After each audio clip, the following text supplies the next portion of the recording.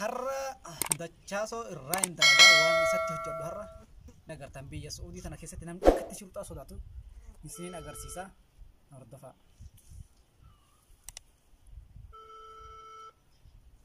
Halo. Halo. Waalaikumsalam warahmatullahi wabarakatuh. Abo mootummaa shurxaa kana keessa jaa'utti jirti. Ofeeg siif wayya mootummaan amma na biraan dabarteen siin jee. Boo shurxaa maal hojjetaa miti saayibaan ammaan tanaan hirriba irraa fayyadee nurraa dhiisgaa kijiba kanan dhaqqa wayite. Nattiin kijibiin obboleessa kiyyaan amma kijiban. Siin kijibe amma gartaa daqiiqaa muraasa eeggatu akkatti ati ceetu yeroo ishiin sitti dhufte gaa qabamtee booda naa dawwale haa ayyee nagaatti. Saboo kun shurxaa wanni joof na sanuu irra cufataa bar laal shurxaa gisee si dhufte tura fiide naan jee sodaa shurxaatiin qabaa waan ijoollee dengada suutii dhufte na seequ. Hello. Nagaa mi'aatti. Amma nin dhaqee irraa hin dalaga waan ani isatti dalagu har'a. Bar xiyyaa tokko na dawalee bar shurxaa jaabar. Ijoollee dengada dhufte na seequ shurxaa jenna sodaachisaa jira.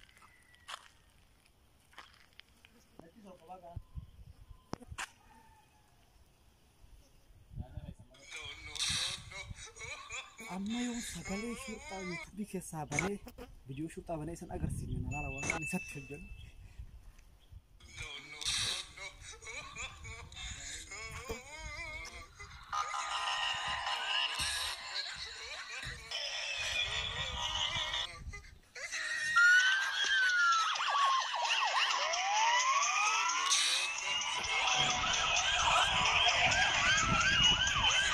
Natti mau banget nih.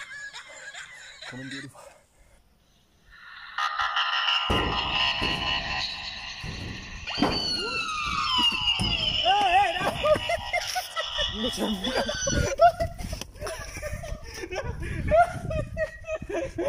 Di rumah kayak kana. Wah, ya makan dari bajis. Si. Sudah film tiga sitin fakkatin lagi aja kabar film tiga. Oh, kami dia ke silati.